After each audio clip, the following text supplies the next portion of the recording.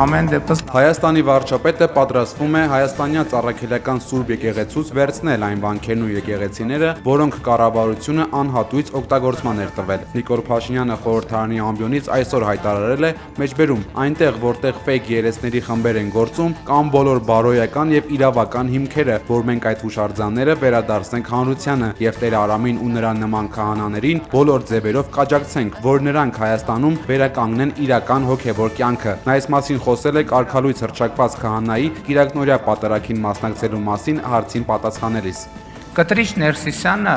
ինքը կարգալույց է, որ իր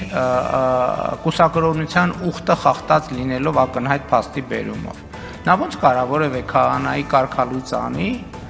միջև, այսինքն դրանից հետո էլ առաջ էր։ Թող դա հանրությանը բացատրի, որտեղից եւ ինչպես ինքը ունի կինդ եւ երեխաներ։ Գյումրիի Վարդանանց հրապարակում ձերբակալված 37 քաղաքացիների մեջ կա նաև մի անչափահաս տղա, որին նույնպես մեղադրանք է առաջադրվել արդարադատության իրականացմանը միջամտելու զանգվածային անկարգությունների մասնակցելու հոդվածներով, հայտնել է փաստաբան Հայկ Հարությունյանը։ Մամուլում տեղեկություններ կան, որ ձերբակալվածների պահման վայրերում տեղ չի եղել ու բերման ենթարկվածների մի մասին տարել են աշտարակ, մյուս մասին Ալավերդի։ Այնտեղ տեղափոխվածների թվում է եղել նաև մեր ձևով շարժման անդամ Ռուբեն Մխիթարյանը։ Նրան մեղադրանք է առաջադրվել 2 հոդվածով։ Մեր ձևով շարժումը հայտնել է, որ Մխիթարյանին կալանավորման միջնորդություն է ներկայացվել։ Բացի նրանից եւս 18 հոգու կալանավորելու միջնորդություն է ներկայացվել։ Փաստաբան Հայկ Հարությունյանը պատմել է, թե ինչպես է քննչական մարմինը մեղադրանքներ առաջադրում ձերբակալվածներին։ Գրեթե բոլորն նույնա բովանդակ է, որ խանգարել են, հերել են, ոստիկանությանը խոչընդոտել են, գրեթե նույնա բովանդակ մեղադրանք է բոլորին է ու մասնավորեցված չէ, թե կոնկրետ տվյալ անձը ինչ գործողություն է արել։ Ընդհանուր մի հատ բովանդակություն է վերցրել բարձր իրականացող մարմինը եւ բոլորին նույն բովանդակությամբ մեղադրանքը առաջադրում է, մասնավորություն չկա, որոշակիություն չկա, թե կոնկրետ տվյալ անձը ինչ է արել, փակել է, հերել է, թե ինչ է։ Ընդհանուր մենք որոշների դեպքում նաև տեսակցություններ ենք ներկայացրել, որ հագարակ փաստերը հիմնավորող որ անձը ուղղակի կանգնած է եղել որևէ գործողություն չի կատարել, բայց կարծես թե վարկ իրականացող մարմինը անթերթվելի է։ Տեսա, որ խաղաղությունը ոչ միայն մեր սրտում է, ոչ միայն մեր ընկալման մեջ է, այլ ադրբեջանական կողմի մեջ է։ Ազգային ժողովի նախագահ Ալեն Սիմոնյանը այսօր մանրամասներ է պատմել Ադրբեջանի իր գործընկերոջ հետ հանդիպումից։ Սիմոնյանի կարծիքով հանդիպումը շատ ավելի ջերմ է ընթացել, քան որոշ երկրների գործընկերների հետ։ Ազգային ժողովի նախագահը բացահայտել է նաև ադրբեջանական կողմի հիմնական մտահոգությունը կապված հնարավոր նոր պատերազմի հետ։ Մի պահ խոսակցություն եղավ, օրինակ ռազմական ագրեսիայի մասին, հա, որ սենց ասում են, որ կարող է սենց բան, ասեց հնարավոր չէ, ասեց ոնց մենք այսքան քայլ ենք արել, այսքան բան ենք արել, այսքան միջազգային պարտավորություն ենք վերցել մեր վրա։ Միջազգային տրանսպորտային հաղորդակցությունը Հայաստանը պատրաստ է անհապաղ ապահովել իր տարածքով բեռնատար ավտոմեքենաների տարանցումը Թուրքիայից դեպի Ադրբեջան եւ Ադրբեջանից դեպի Թուրքիա, հայտնել է վարչապետ Փաշինյանը Թբիլիսիում Մետաքսի ճանապարհ 5-րդ համաժողովի ժամանակ։ ոչ միայն քաղաքական, այլև տեխնիկական առումով պատրաստ ենք հենց այսօրվանից, առանց չափազանցության, հենց այսօրվանից Հայաստանի Հանրապետության տարածքով ապահովել բեռնատար ավտոմեքենաների տարանցումը Թուրքիայից դեպի Ադրբեջան եւ Ադրբեջանից դեպի Թուրքիա։ Հայաստանի տարածքում թե ճանապարհները, թե սահմանային ենթակառուցվածքները պատրաստ են սրա համար Մարգարա, Եղեգնաձոր, Սիսիան, Գորիս երթուղով։ Քաղաքական առումով մենք պատրաստ ենք նույն կերպ ապահովել Նախճեվանի ինքնավար հանրապետությունից դեպի Ադրբեջանի հիմնական մաս եւ հակառակ ուղղությամբ տարանցումը Հայաստանի տարածքով, բայց տեխնիկապես դեռևս պատրաստ չենք ենթակառուցվածքների բացակայության պատճառով։ Այս հայտարարությունը հաջորդել է 3 Աստանայում Ադրբեջանի նախագահ Իլհամ Ալիևի այն հայտարարությանը, որ Ադրբեջանը վերացնում է իր տարածքով դեպի Հայաստան բեռների տարանցման սահմանափակումները։ Ալիևը նշել էր, որ նման մի բեռ ղազախական հացահատիկ արդեն դեպի Հայաստան ճանապարհին է։ Շատ կարճ ժամանակ անց պարզ դարձավ, որ հացահատիկի բեռը ոչ թե ուղիղ Ադրբեջանից մտնելու է Հայաստան, այլ Ադրբեջանի տարածքով գնալու է Վրաստան, այնտեղից Հայաստան։ Վրաստանում գտնվող Հայաստանի վարչապետ Նիկոլ Փաշինյանը հարևան երկրի իր պաշտոնակից Իրակլի Կոբախիձեի հետ առանձնազրույցում քննարկել է Հայաստանի եւ Ադրբեջանի միջև խաղաղության հաստատման հարցը։ Պաշտոնական աղբյուրը հայտնել է, որ Իրակլի Կոբախիձեն ասել է. «Հաստատված խաղաղությունը նոր ազդակ կհաղորդի տարածաշրջանային համագործակցության եւ կայունության ապահովմանը»։ Նիկոլ Փաշինյանը մանրամասն պատմել է թրիփ եւ խաղաղության խաչմերուկ նախագծերի մասին։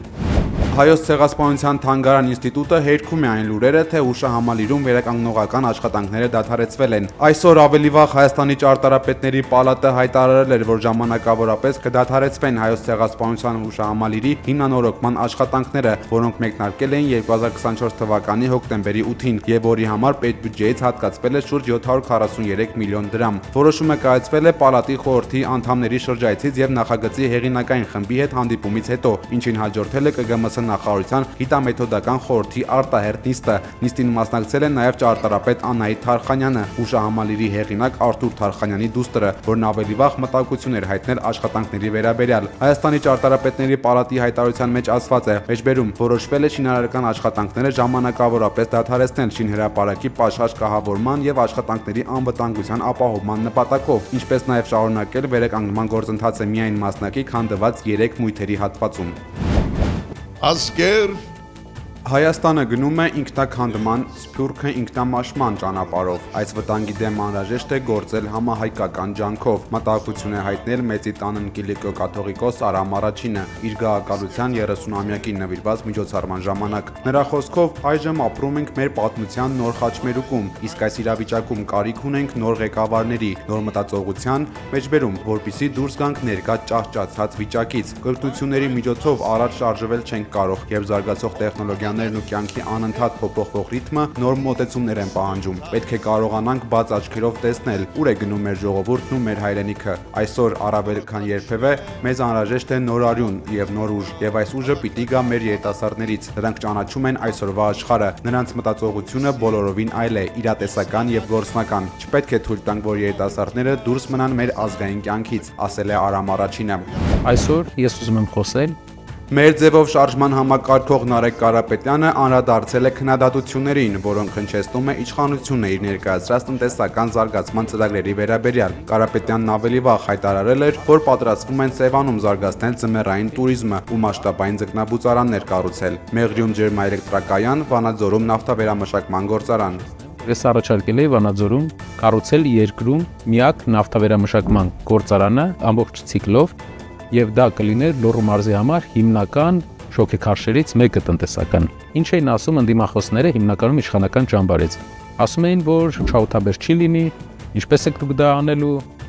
եւ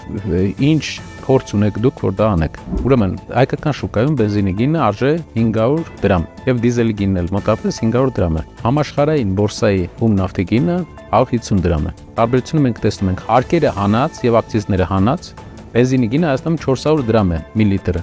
Մի լիտր հում նավթը 150։ Խնդրում եմ ինձ բացատրեք, ինչպես տարածաշրջանում աշխարհում ամենաէժան նավթի հումք ունեցող տարածաշրջանում միջին արևելքի կողքը գտնվող երկրում կարող է ոչ շահութաբեր լինել նավթավերամշակման կոմբինատը, եթե մենք ամենաթանկ բենզինը ունենք տարածաշրջանում եւ ամենաթանկ դիզելը։ Ամենաթանկ բենզինը եւ ամենաթանկ դիզել ունեցող տարածաշրջանում, որտեղ հումքը ամենաէժանն է։ Տարբերությունը, որ դուք հասկանաք,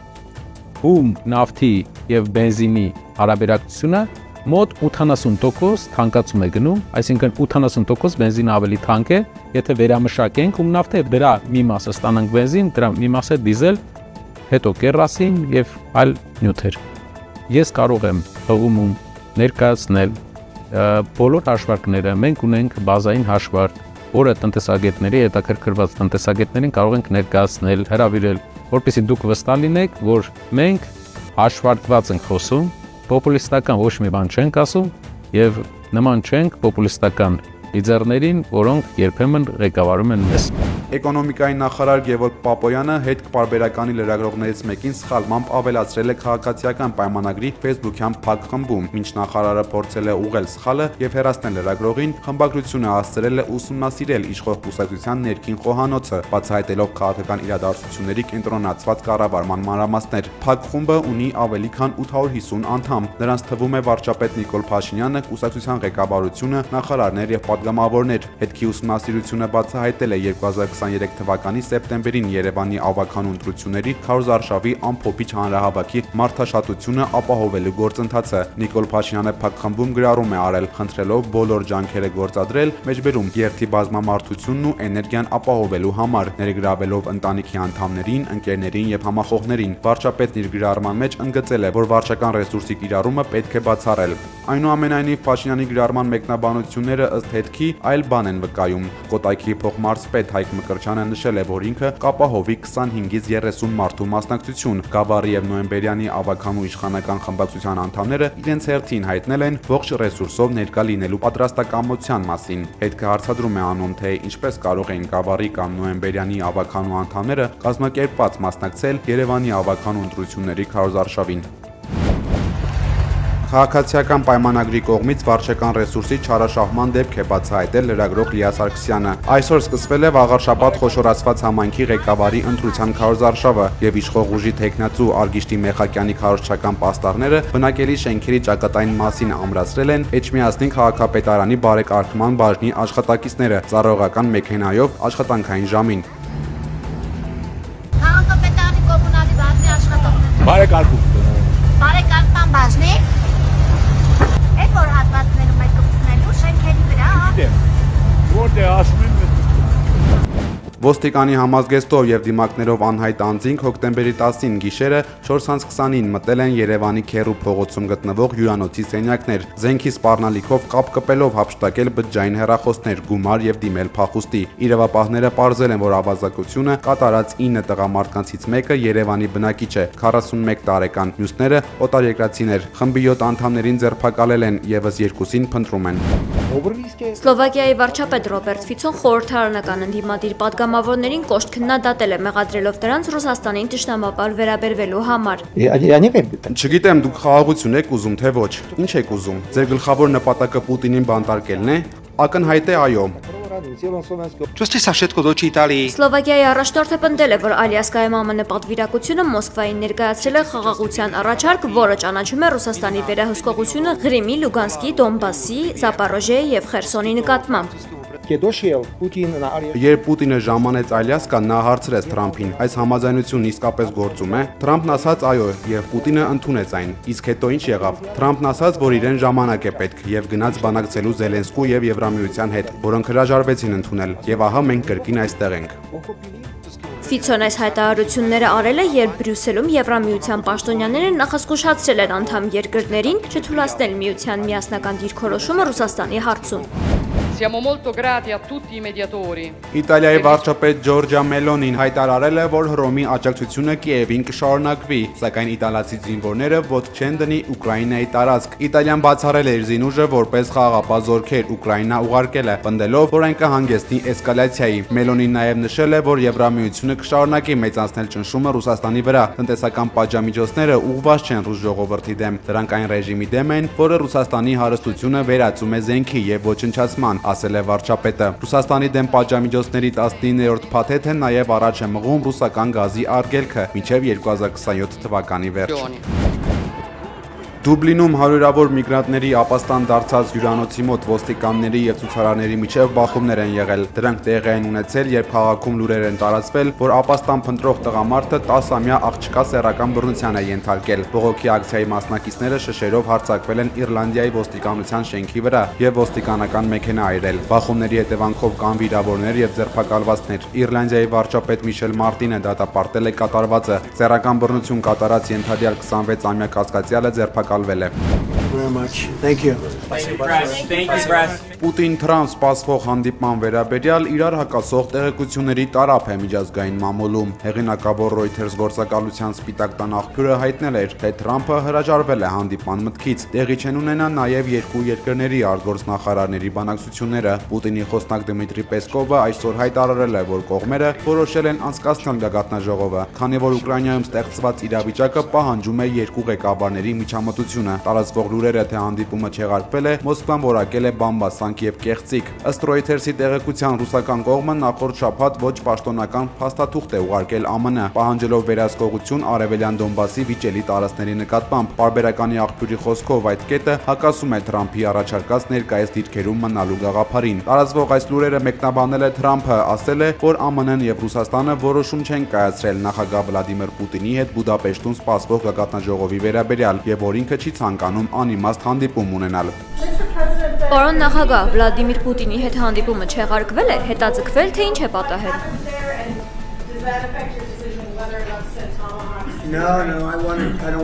Ոչ, ես չեմ ուզում անիմաստ հանդիպում ունենալ, չեմ ուզում ժամանակ պատնել, այնպես որ կտեսնենք ինչ կլինի։ Այս ամենին զուգահեռ եվրոպական երկրները Ուկրաինա եւ Միացյալ Նահանգների հետ միասին մշակում են հրադադարի նոր առաջարկ, այն ներառում է խաղաղության խորհրդի ստեղծում, որը պետք է գլխավորի ԱՄՆ նախագահ Դոնալդ Թրամփը։ Լոնդոնում այս շաբաթ նախատեսվում է Ուկրաինայի դաշնակից 35 երկրների ներկայացուցիչների հանդիպում, քննարկելու են Կիևին երկարաժամկետ օգնություն տալու հարցը։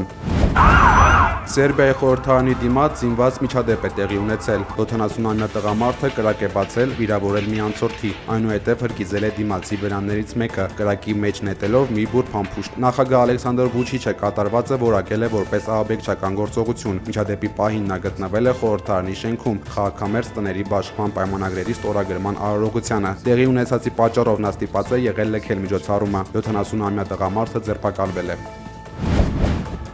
Լուվրի թանգարանի խոշոր կողոպուտից հետո Ֆրանսիայում նոր աղմկահարույց գողություն է եղել։ Այս անգամ ներխուժել են երկրի հյուսիս-արևելքում գտնվող Դենի Դիդրոյի թանգարան եւ գողացել 18-ից 19-րդ դարերի ոսկյա եւ արծաթյա մետաղադրամների հավաքածուի մի մասը։ Գողացված իրերի արժեքները դեռ պարզ չեն։ Այսօր հայտնի է դարձել, որ Ֆրանսիան Լուվրից գողացված եւ չապահովագրված թանկարժեք իրերի համար փոխհատուցում չի ստանա։ Երկրի մշակույթի նախարարությունը հայտնել է, երբ ցուցանմուշները գտնվում են թանգարանում, պետությունն ինքն է ապահովագրողը, իսկ Լուվրի ամբողջ հավաքածուն գործնականում անհնար է ապահովագրել, քանի որ Մոնա Լիզայի նման գլուխգործոցների արժեքը հնարավոր չէ գնահատել։ Լուվրից գողացված թանկարժեք զարդերը գնահատվել են 88 միլիոն եվրո։ Կողոպուտից հետո թանգարանի տնօրենը հրաժարական է ներկայացրել, սակայն նրա դիմումը մերժվել է։